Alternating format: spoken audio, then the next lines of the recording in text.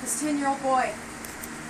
And he walks out into the world of the Midwest, our people, the heart of the country. And you know he's going to be ridiculed. You know it's going to be hard. And you also know this 10-year-old boy does what he says he'll do. Just like his mom. And he goes to school and he's wearing that same shirt for the first 10 days. And he gets called hobo. But he comes home and says, "Mom, I understand how hard it is to be brave, and I'm going to keep going."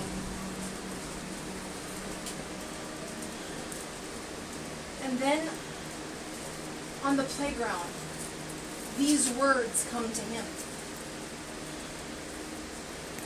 He says, "Mom, I know it's hard to be brave, but this is why we pray." Imagine being the 10-year-old boy saying, "I said I'd be with you to the end, Mom.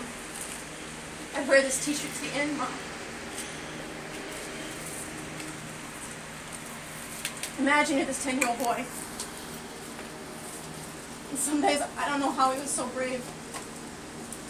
Because these words show up when he Googles his mom's name. These words show up when he does his school homework because that needs to be done on the internet. And he looks for his own name. And that 10-year-old boy is the reason I'm here.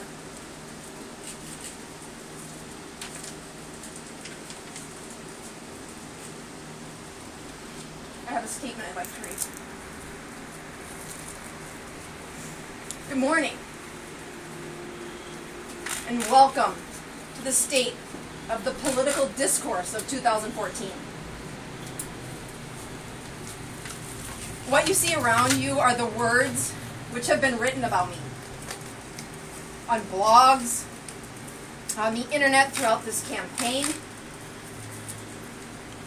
These words are things we teach our children never to say, let alone write, and especially if you have roots in the Midwest. They are hateful, they are hurtful, and no person should have to endure it. It is its own form of abuse. But this is the filth that has been written about me during this election. This exhibit shows South Dakota what happens when women who dare to challenge the status quo, the establishment powers, run for a public office. Before the internet, women leaders heard it in whisper campaigns, in the small towns of cafes. Today, you can find it on the comment section of the blogs, of the newspaper online articles. From Gladys Pyle to Kristi Noem, and Stephanie Herseth Sandlin, to Joyce Hazeltine, to Jenna Haggard, to Barb Everest, and Chantel Krebs to Pat Miller, and Laura Hebel, to Sandy Jerstead, to Leslie Unruh, Carol Hillard, Carol Tweet, and even my mother, Rose Bosworth. We have all experienced the hateful and hurtful words said about us when we dared to step up and lead for South Dakota. This room is an artistic representation of the atmosphere of this election.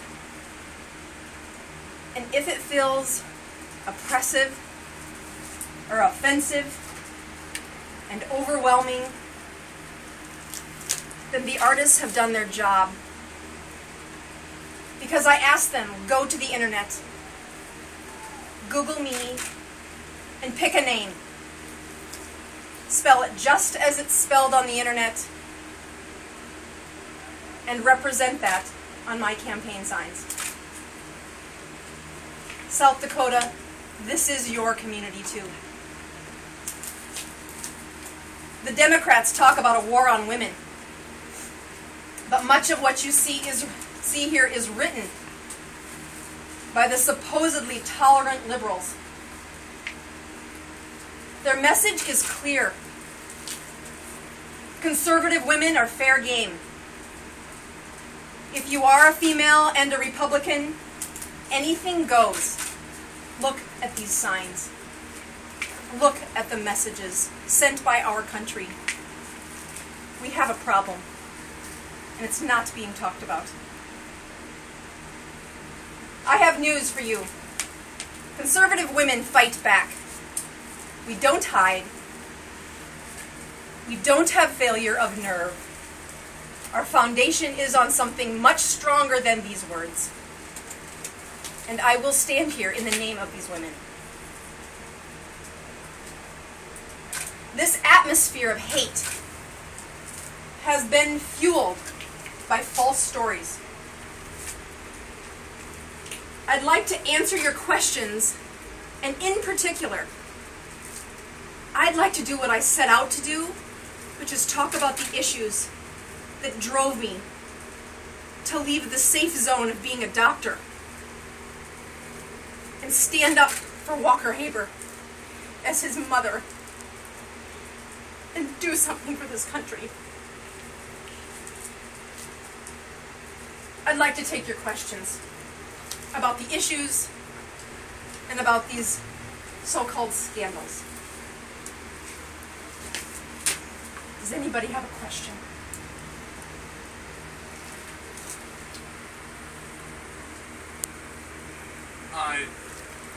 You've been accused of, with your nominating petitions, that you were actually in the Philippines during some times when some of those petitions were dated as having been acquired. And apparently the Attorney General is looking into that. You criticized the Attorney General for doing so, but what are your comments on the substance of the allegations that you were in fact out of the country when you signed as having gathered these petitions? All right, so does everybody hear the question? What exactly is the question? Were you in fact out of the country during the time when you signed petition sheets as being a circulator? So the question is, let's begin first, especially in the surrounding of this room, with the pretense that I'm not evil. And that might be hard, especially if you're 10, to remember that I'm not evil. Let's just begin, not even with the positive, just neutral, that I'm neutral. And so the question is surrounding what has turned into a scandal of, I went to serve on a mission trip. I've done this many times, not just in South Dakota, but across the globe. As an example that conservatives really do have the cornerstone on compassion. It's just the liberals that have the cornerstone on the media. And the question is, on my Facebook page, when I was posting from the Philippines, was I actually in the Philippines, or was it a big scandal that I didn't go? Does anybody else get how ridiculous that is? What was my mission? What was my goal? To somehow use the Lord's work as a pivoting tool for a political campaign? So if you're looking at, did I go to the Philippines, like my Facebook shows? Yes, I went to the Philippines. Next question. You really answered young David's question. Which is what? Were you there when you said you were in South Dakota circulating your petitions? No one's saying that going to the Philippines was a bad thing or that you weren't doing good things there. In that. So again, here's the question. No, answer the question in that. Right, Come on, it's pretty straightforward. 37 signatures are what was presented to me. And did I sign the petitions at the end of the campaign? Did I sign all of the people? On that date. Which in question, I dated my petition correctly. Did my sister sign the petition while I was in the Philippines? Okay, did she? Yes, she did. Did I sign that I know her and that I affirm that was her signature? Yes, I did. So you're saying the Attorney General is wrong in his interpretation of the law of when you signed or didn't sign? I don't believe the Attorney General has come out with any of that. So what you're saying is that other people got people to sign that petition, and then you signed the sheet to verify that you knew those people, as opposed to that you weren't handing those petition sheets out to people in general. Say the question again. What you're saying, if I'm understanding correctly, what you're saying is these petition sheets that have been called into question, that were dated while you were in the Philippines, but that you signed, that other people circulated them and got people to fill them out, and then you signed them to verifying that that you knew these people. So the question, did I know the people that signed the petition? Yes. Are they South Dakotans? Yes. Do they support me? Yes. But you didn't directly circulate that petition. Let's take the one of my sister, which sat there in my office. And she signed it, and I affirmed, thank you for signing my petition. That it was dated the night before they were due, that I signed that. Next question. Do you pay your employees? Do I pay my employees? All right, so I've got some employees here. Do you guys get paychecks? Do you get them on time? If you don't do your work, would you get your paycheck? Welcome to America. I mean, again, looking around this room, you must begin the conversation with just start with me not being evil. Let's start with the idea that I might be a nice person. And when somebody wanted a job and she wanted to better herself, and I could see she was struggling, I'd do it again. I would help her. Would I make sure she's accountable, that we pay her for the work she does? And I don't want this to be on the record, because I think it is a personal issue, and I do really believe in protecting people. But I have the records here to show you that for the work she did, she got paid. And when it comes to writing a letter of recommendation for a woman who I do want to help, she is part of my community, I would write you a letter of recommendation, finding what aspects I think are your best attributes. I mean, wouldn't you? Wouldn't you help her? And take notice that this whole story, there was not an issue with her working with me or for me until the food stamp scandal came out. And then there was an ulterior motive. There's more to the story. What's your win number for Tuesday? I believe in a big God. No, what's your number? How many votes do you think you have to get to win, and where are they going to come from? 35 plus 1. No, number of voters. Number of Republican voters. Somebody in your campaign has to know that number. Yeah, somebody in my campaign does know that number. I don't focus on that. I focus on the people that I connect to. And will you win on Tuesday? I believe if the people show up and look at what motivates these 5 people to run, that if you want somebody who's truly motivated to improve not just South Dakota but our country, they will vote for me. Amen. This backlash you talked about here today, that the words and the abuse and all that. Do you think that what you're getting is what every woman candidate gets, or do you think that you're getting above and beyond the norm? I don't know, David. It's on your blog too. You allowed this too. This is your South Dakota too. Amen. You said it was okay by leaving it there. And if you Google it, you'll find it right back to our paper. Do you think you would be receiving the same criticism or backlash if you were a man? I would like you to try and find the word that correlates to that in a man. With the same connotation and the same disrespect that when their children Google it, it makes them cry. The misogyny is real. Go to the shootings in California. Look around. South Dakota is not unique. Our country has a problem. And when the morals from our families are diluted to the point where our businesses just don't care because it sells newspapers, we've sold ourselves somewhere. And I believe in an America that Walker Haber doesn't Google his name or my name and find such disrespect for one another.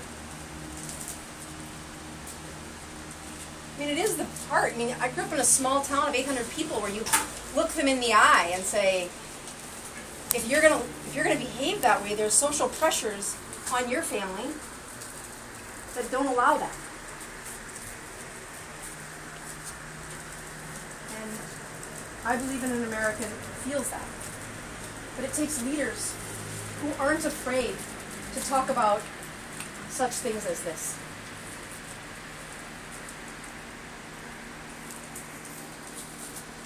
How about any other questions? Like maybe on an issue that would drive me to run for U.S. Senate. How is your website for the hunger campaign coming? Oh, I've had some awesome ideas. Thank you for asking. Again, this is a way to crowdsource solutions. And there's other countries across the world that do this.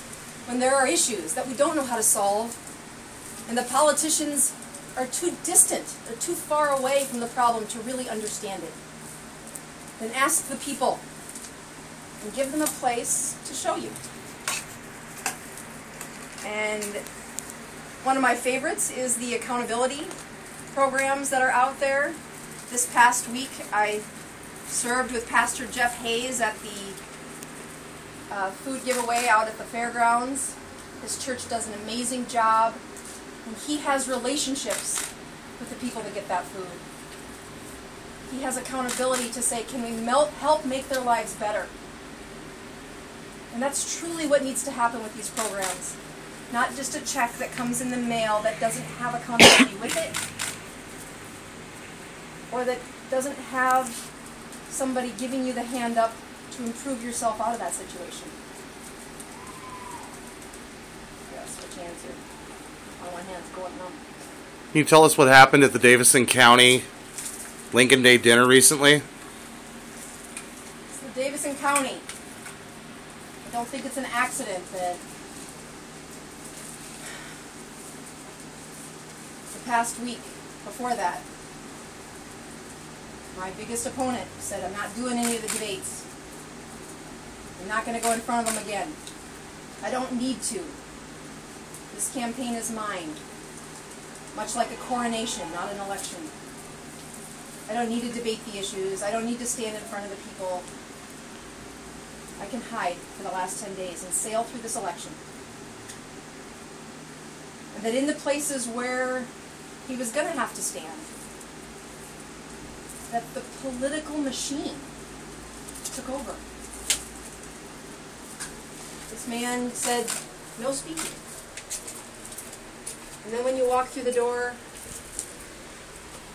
and a message that's so clear that says, I will remove you from the stage if you say anything negative. What about this?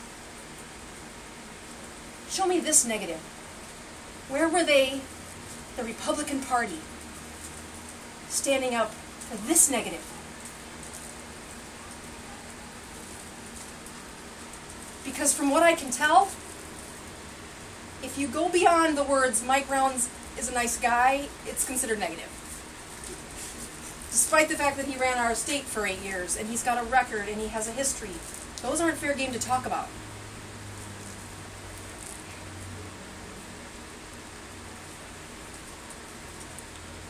The silence wins.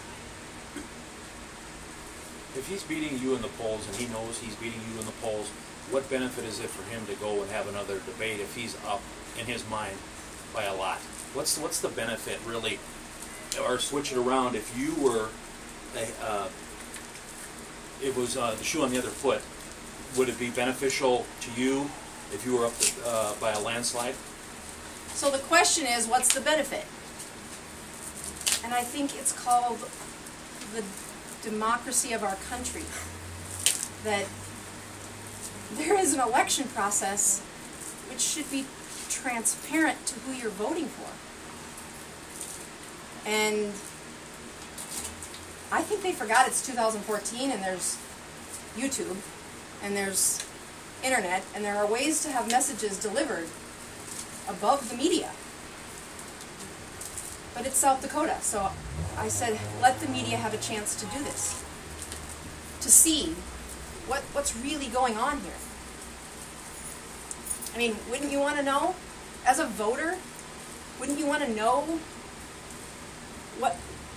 that's the point of the debate, is to point out what are the strengths, what are the weaknesses, and we all have them. And the question is he willing to stand there in all the nakedness that comes with running and expose the parts that are weak and strong so that we the people know the truth and can elect him if he is the best choice, not hide. So I hope that I would be honorable to the people and to the election process to stand there and use the courage of Walker Haber to say, don't hide.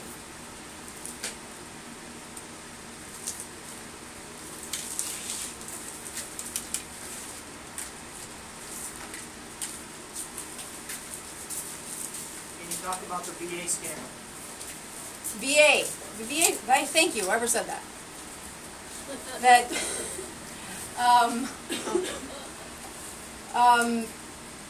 The VA system has a problem. And by the way, I'm a physician. I take care of the underserved and the insured and the homeless and the military. And there's a problem, and it's not new. I mean, the scandal, for those of you that haven't read up or kept up, they hid records. They hid data. I mean, what did you think was going to happen in a system where they reward the good outcomes based on data? That the distance of the person who takes care of the people is in Washington, D.C., making the rules. That the best idea I've heard for the VA system is, why shouldn't every veteran have an insurance card that works wherever they want it to work? Why do we need a separate system? And in the past, I know that was needed. But truly, is it really needed today? Wouldn't it be better that all the cardiologists compete for the business of our veterans, that they get the best, that they have a clinic that they can go to where their wife goes or their children go? Why can't we do that? And those are some ideas about, this might have been a very difficult process 30 years ago. But today, there's a lot better options out there. We just have to be able to say, redo. Let's start over. You've held a number of press conferences over the past week or two, certainly more than any other candidate. Talk about your strategy behind holding all these availabilities and statements and things like that. The strategy behind holding press conferences and trying to give you a chance to redeem yourselves. Give him hell in it. I mean, it is the power of the press. That's your job, is to collect the information. I'm starting with a place that says, here, I will answer them. I'm not hiding or running away. And isn't that the problem with what happens in Washington? That they're distant and hidden. And there are technologies that they should be showing up in every city town hall multiple times in a year, at least remotely, to talk to the people of South Dakota. There are some awesome ideas about how to flatten the earth and improve our political system. We can do that. The Earth is Flat. It's a great book if you haven't read it. I'm sure they're going to quote me that she thinks the Earth is flat now. I know, they're not good with analogies. I figured that out. I got to keep it simple. Okay. So, why do you believe in term limits? Term limits, yes. There's a message of when you go to represent the people, there should be a timer to any job that's done well. And when you are headed off into the distant land of D.C. without a time frame to get a job done, it changes your motivation and the way you use the power. And you'll see everybody in D.C., every interview I did in D.C., when I said, no, term limits, give them a time period. Give them a length of time to get the job done. You'll see their motivations change. And everybody in D.C. hated it, so I knew it must be a good idea. No, they had arguments saying that's not the case, but limit their time, they'll get the job done better. A focused, driven agenda. Term limits. Boy, the anarchy sign behind you. I didn't pick it.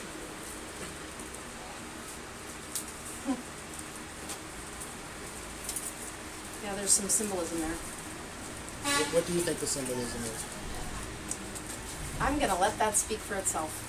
Do you think this is more effective than hosting a press conference in a neutral setting? Do I think you got a message that goes unspoken and has gone unspoken to the other women that are running that we talk about? Nobody else will talk about. But you don't think you could have sent the same message, just the words, your own words? Not sure I could say all these words. I hope I couldn't.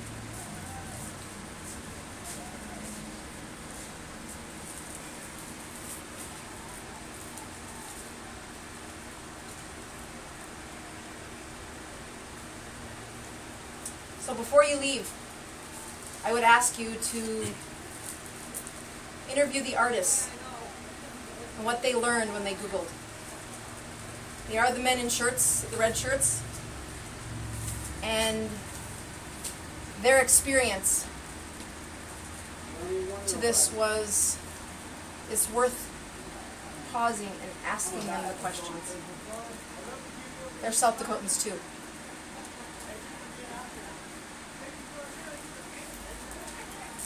All right, any other questions? Before anybody dies, heat stroke. God bless you.